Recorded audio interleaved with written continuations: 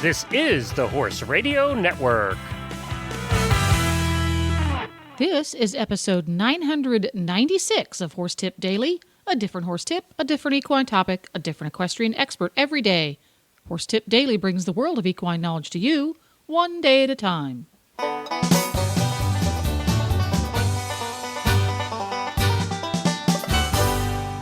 Greetings, horse people. Coach Jen here, and thanks for tuning in to Horse Tip Daily. Today's tip is an excerpt from the Dressage radio show. Co-hosts Reese Kofler-Stanfield and Philip Parks are joined by S. Judge Debby Savage, who's got some great pointers on reading the USDF rulebook and how the information found there can be very useful for riders of all levels. And we'll get right to our tip after this important shopping tip from EquestrianCollections.com. Well, once again, I'm here with Debby from Equestrian Collections, and she's got the Equestrian Collections Product of the Week. Take it away, Debby. This week I want to feature the Ovation Glitz helmet.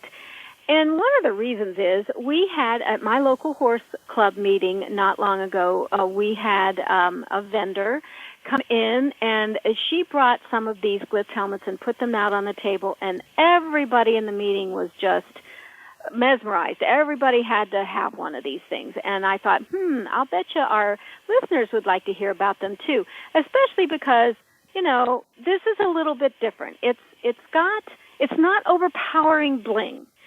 It's some bling. It has a little stripe that comes down in the front, and they come in several colors. They come in pink and blue and silver. And let's see, and then I think they've got black and silver, black and pink, and teal. So they've got a couple of different colors that come. It's something that makes it a little bit different, that you can wear as schooling, or it's it's Ovation schooling helmet. You can also wear them in some competitions, and some you wouldn't want to, but for fun. And if you need another helmet, for instance, as your listeners know, I just came back from some major surgery, and I will hopefully be riding very soon. So the first thing I did was I bought one of these helmets because I thought this is going to get me back in the saddle really quickly, because it's that kind of thing. It would make a terrific gift, I think, especially like a Christmas gift, because it's got just a little bit of sparkle and bling on it. It fits like all the other Ovation helmets. Of course, it's all safety. You know, we have all the safety certifications, the ASTM certifications. Everything's clear and fine, and it fits just like their other helmets. Really comfortable, really safe. Not too much bling, just enough. So for it's an $89.96 for less than $90. I think it makes a great helmet and a superior gift. So when you go to EquestrianCollections.com, just look for the Ovation Glitz helmet. Thanks so much, Debby. Well, Debby, you are also an S judge, and we asked you also to talk about the college, but give us a judge's tip for all of our listeners. So let's change gears and talk a little bit about a judge's tip. Happy to. Judging is my passion. I've been judging for just about 20 years now. I've been the senior dressage judge since the year 2010, so a good 4 years. And the road is long and hard, but the United States Equestrian Federation has a really wonderful judge training program. They have trained us well. And most importantly, as I've learned going up through these levels, and even now that I'm at the Grand Prix level, one thing that strikes me with so many of the serious competitors, and this is amateur and professional alike, it really doesn't matter, is how few of them really read the rule book. It amazes me that they are not as familiar with the details and requirements of our sport. So that's one thing I always say is read your rule book. It will tell you exactly what we're looking for. It's right there, and it's free. Download it off the website. Right. But to me, that's really, really important. It starts in the beginning where it talks about the overall object and general principles of dressage, that it's the development of the horse into a happy athlete through harmonious education. And what our goal is that it makes the horse calm, supple, loose, and flexible, but also confident, attentive, and keen, thus achieving perfect understanding with the rider. Now, that's a tall order, that paragraph. But then the book will go through and start to itemize things for you. And so often I find those that are spending so much time, energy, putting their heart into it, not to mention, it's not inexpensive to compete, that they're just not as familiar with a lot of the requirements of the test that they're riding. For example, in second level, we have simple changes at the canter now. They're not ever sure, well, what exactly is a simple change? I've seen them ridden just about every kind of way you can possibly imagine. But if you'll read in the rule book under canter, and it talks about the simple change of lead, it says with 3, 2, 5 clearly defined steps of walk. So another example on things that are, how many, what should I do? Did those trot steps count? Those sorts of things. So it goes on, our rule book goes on to give you definitions of all the gaits, all the transitions, all the movements. It gives you really clear movement directions and directives on working on 2 tracks and lateral movements. And then also, as you move up into the pirouettes and, of course, the passage and piaffe, then they'll go into the parts that we talk about for the rider, position, and aids of the rider. So much valuable information here. Beyond that, the section that's critical for competitors to be familiar with are the tests for dressage competitions. Again, we will tell you everything you need to know about all of the different tests. Every test level has what's written as a purpose. And these purposes, training level, first level, second level, they all have a purpose. And if you go through those and you understand what the judge is looking for, what the questions are that the tests that are asking, really, I think, can help you put in a much more polished performance. No, and I think then it'll go into, participation. You need to understand, competitors need to understand the rules for clothing, the rules for use of voice. I've had several competitors not know that using the voice in the competition is a minimum of 2 points off per score box. So again, there's 10, 11 things that are listed as for elimination, wrong tack, wrong number. Dressage is just so incredibly detail-oriented. And I know it's difficult to remember all these things, but it's just so important to really be familiar with the meat of what you're doing in these programs. And then finally, of course, really having a better understanding of what the scale of the marks means.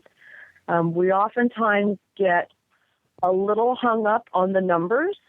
And I think sometimes if you think about what the numbers mean, it might make a little bit more sense. For example, that number 6 means satisfactory. That's a pretty wide range, satisfactory. Of course, for the last couple of years now, we've been using half points, and I think that helps for everyone now so that you don't have to agonize over whether it's a 6 or a 7. It can be a 6.5, and that I think has seen some of the test scores go up a bit to be able to use that 0.5. So overall, I think that would be the one thing I think competitors could do that could really help them have a better understanding of their sport and then a better performance overall. Oh, I think you're totally right. I think in trainers as well. I think I went through the L program, and I think I think everybody should do it. I personally don't like to do it. I agree 1,000%. It's so good. It is so good because you look at that and you look, why was that a 6 and not a 7, or 6.5 and not a 7, or what is an 8, or what's a 9, or what's a 10? We hope we see that in our life. Yeah. And so I think that anything you can do, I mean, at the end of the day, it's really helpful to know why the judges are giving you the scores. But I think going back, you're talking about dress. I was at a horse show a couple weeks ago, and somebody got eliminated for the wrong coat and the wrong test. And it was like, they were riding 4th level and went in with the shad belly. You can't do that. And they should know that at 4th level. You should know that, but clearly they didn't. And so you don't want to get eliminated. It's a hard enough sport to get eliminated because you're wearing the wrong coat. For something like that, exactly. But it's happened. It certainly has happened. It happens all the time. It happens all little things. Yeah, and as competitors, we're responsible. It's not nobody told me, my trainer didn't tell me. The rider is responsible. And that's why I just think it's so important to review these rules and get that perspective. Yeah. Why not? I think it's important to review them every year because I see it, because they change. As a competition organizer, we get real changes. Every year there's real changes, even just small things that you want to kind of review and go over. And it's a good idea as a trainer to say, have you read the rules? Do you want to talk about them a little bit, right? Do you want to talk about the directives of the test so that you've not only read it, but you understand where the scores are going to be coming from. And, I try to remember to do that, with my first year competitors, but sometimes get a little bit lax about maybe, when you have a rider moving up, you can sometimes forget the directives change, they get more complicated, and it's good to go back every single year, especially maybe not right before your first show, but, as you're coming up to your show season to say, okay, have you read the rules? Have you read the directives of your test? Have you, and to go, it's part of the preparation, and, you can never be too prepared to be going down the center line, right? A great winter project. 1,000% with that, definitely. And now, we're going to be changing the USEF test going into next year. The new test should be out, really, I think sometime in October, and they will go into effect December 1st. And I guarantee you, for the first few months, we're going to have people riding the wrong tests. Yes. Well, I've and that's seen a good it thing. happen in top-level competition. They ride the wrong test. It happens in Grand Prix. All the time. Grand Prix all the time. Oh, yeah. Happen. But I think that's another thing. And I think this, just kind of as a final note, the USDF tests they only print the test part. They don't print the directive part and the objectives. And, when you pull out that test book, when you practice it, that's actually not all the test. And they used to print it, and they stopped printing it, probably cost or whatever. But you can get the USEF version, and I strongly recommend. It's the test. It's essentially the test you get when you ride it at a horse show. But everybody the actual needs to read it. The actual test, not just what's in the little book, which is fine, but the actual test, exactly. And that's just a huge tip. And now go through your barn, grab every single one of those test books, and throw them away because that now there's a stack. I have a stack of them, and we put them at the horse show. But they are going to be. Get rid of them because you don't want anybody picking it up to read you the wrong test. But Debbie, thank you so much for your insight. This was awesome tonight. And this is just a great reminder for all of us to do this winter. And I'm putting it on my calendar to sit down one evening with a glass of wine and go through the rule book. It was great. So thank you so much, Debbie. Great tip. How do our listeners find you online and find some more information about the college? Lake Erie College, lec.edu online, and look up the equine program, and we'll all be there. Well, there you go. I love this tip because it applies to riders of any discipline, really, even trail riders, to know the rules, as it were. For links to today's guest, you can go to horsetipdaily.com, and you can have all of your favorite Horse Radio Network shows with you wherever you go by downloading the free Horse Radio Network app for iPhone or Android. Just go to your app store and search Horse Radio Network. Download it today. It's quick, it's free, and it's easy. This podcast has been made possible through the generous support of EquestrianCollections.com and listeners like you. The Horse Radio Network and the Horse Radio Network hosts are not responsible for statements of guests or their opinions. Use your own judgment when listening to the tips provided by the experts on Horse Tip Daily.